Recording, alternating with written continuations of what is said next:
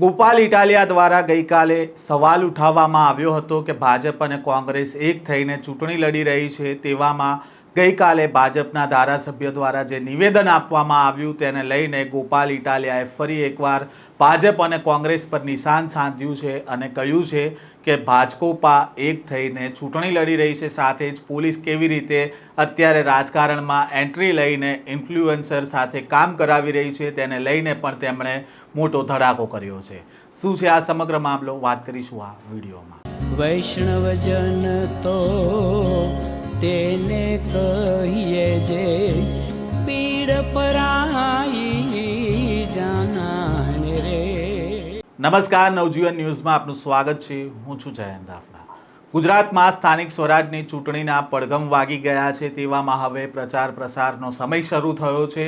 તો બીજી બાજુ ગોપાલ ઇટાલિયા દ્વારા સતત આરોપ લગાવવામાં આવી રહ્યા છે કે કોંગ્રેસ અને ભાજપ એક થઈને આમ આદમી પાર્ટીને હરાવવા માટે પ્રયાસ કરી રહી છે। ગઈકાલે તેમણે પત્રકાર પરિષદ યોજી હતી અને તેમાં તેમણે આ પ્રકારના આરોપ કર્યા હતા કે ભાજપ અને કોંગ્રેસ દ્વારા આમ આદમી પાર્ટીને હરાવવાનું કામ કરવામાં આવી રહ્યું છે। બંને એક થઈને ચૂંટણી લડી રહી છે અને બંનેનું ગઠબંધન હોય તે પ્રકારના આરોપ ગોપાલ ઇટાલિયાએ લગાયા હતા। તેવામાં રાજકોટના ધોરાજીમાં ગઈકાલે એક ભાજપનો કાર્યક્રમ હતો અને તેમાં ધોરાજીના ધારાસભ્ય દ્વારા નિવેદન આપવામાં આવ્યું કે કોંગ્રેસને ઉમેદવારો નહોતા મળતા અને ભાજપે ઉમેદવારો શોધીને આપ્યા હતા। આ પ્રકારનું નિવેદન આપતા ખળભળાટ મચ્યો છે અને આ નિવેદનને લઈને જ ગોપાલ ઇટાલિયાએ ફરી એકવાર કહ્યું કે ભાજપ અને કોંગ્રેસ એક થઈને ચૂંટણી લડી રહી છે। સાથે જ તેમણે પોલીસ ઉપર પણ પ્રહાર કર્યો અને કહ્યું કે પોલીસ રાજકારણમાં એન્ટ્રી લઈ રહી છે, આમ આદમી પાર્ટીના નેતાઓને ડરાવા ધમકાવવાનું કામ કરી રહી છે। સાથે જ આમ આદમી પાર્ટી વિરુદ્ધ પ્રચાર કરવા માટે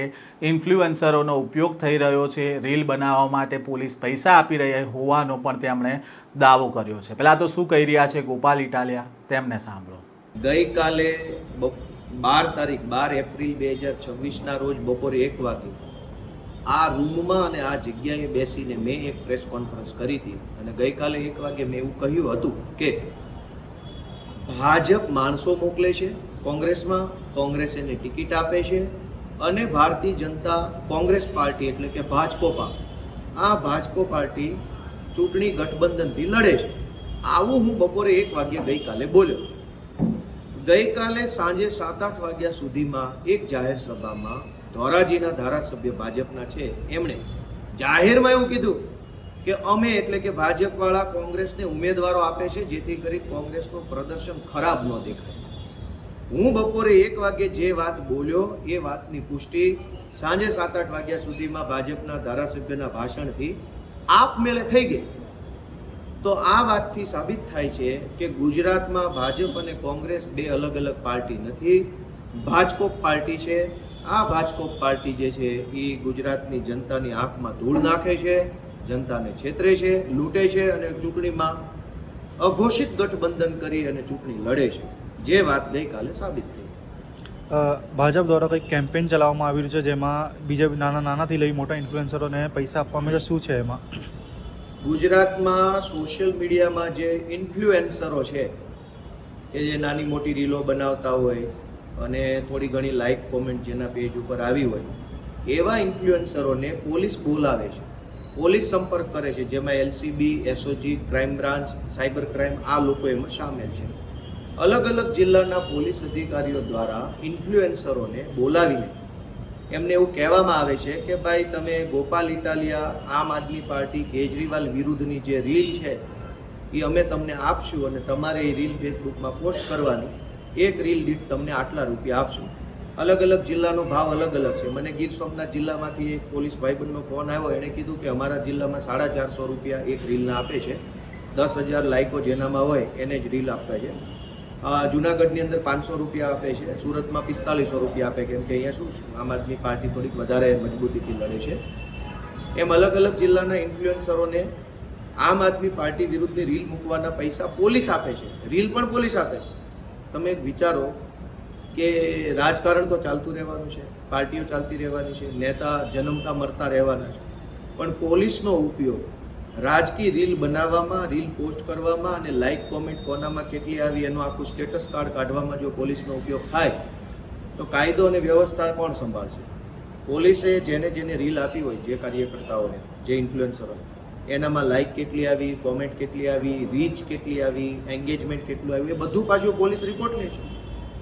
મને અનેક જિલ્લામાંથી જે મારા જૂના મિત્રો છે, જે જૂની ભાઈબંધ દોસ્તી છે, પોલીસમાં મારા જથ્થાબંધ સંપર્કો છે, કેમ કે મેં નોકરી કરી, તો મને બધા કહે છે કે અલગ અલગ જિલ્લામાં પોલીસ આવી રીતે ઇન્ફ્લુએન્સરો પાસે આમ આદમી પાર્ટીની વિરુદ્ધમાં રીલો મુકાવીને પૈસા આપે છે ગૂગલ પેમેન્ટથી.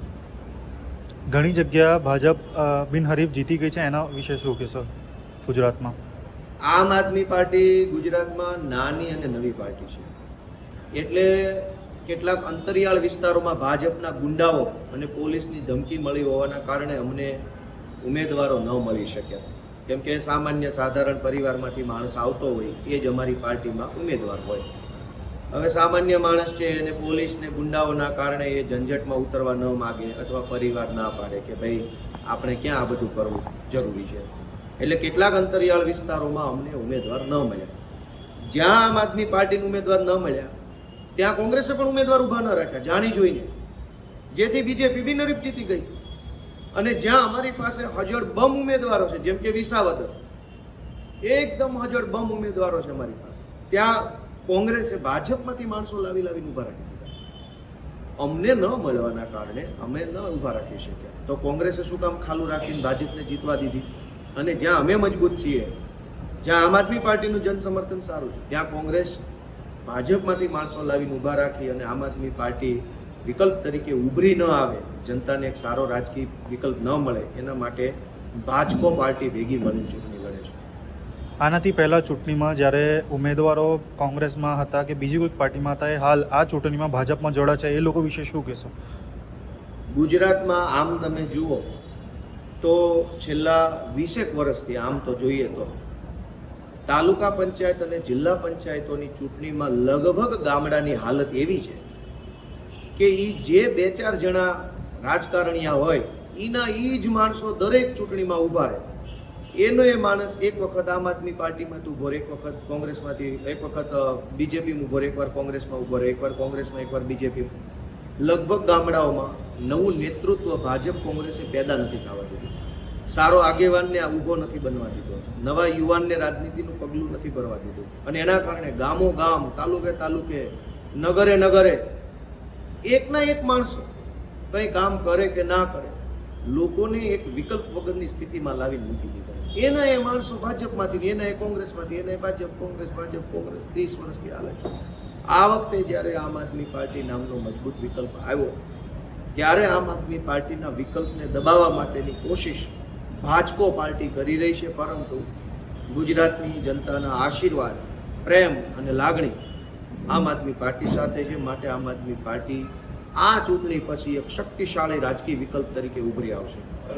આપે સાંભળ્યા ગોપાલ ઇટાલિયાને. ગોપાલ ઇટાલિયાએ દાવો કર્યો છે કે પોલીસ દ્વારા અત્યારે આમ આદમી પાર્ટી વિરુદ્ધ પ્રચાર કરવા માટે ઇન્ફ્લુએન્સરોને પૈસા આપવામાં આવી રહ્યા છે અને પોલીસ જ આમ આદમી પાર્ટી વિરુદ્ધ વિડીયો શોધીને આપે છે અને તેના બદલામાં તે લોકોને ક્યાંક 500, 1000 કે 1500 રૂપિયા આપવામાં આવી રહ્યા છે. સાથે જ જે બેઠકો ઉપર બિનહરીફ થયા છે ઉમેદવારો, તેને લઈને પણ કહ્યું છે કે ભાજપ દ્વારા જે ગામડાઓના ઉમેદવારો હોય છે ત્યાં ગુંડાઓને મોકલીને આમ આદમી પાર્ટીના ઉમેદવારોને ડરાવવા ધમકાવવામાં આવી રહ્યા છે અને શા માટે તે જગ્યાએ કોંગ્રેસે પણ ઉમેદવાર ન ઊભા રાખ્યા, તેને લઈને પણ ગોપાલ ઇટાલિયાએ સવાલ ઉઠાવ્યા છે.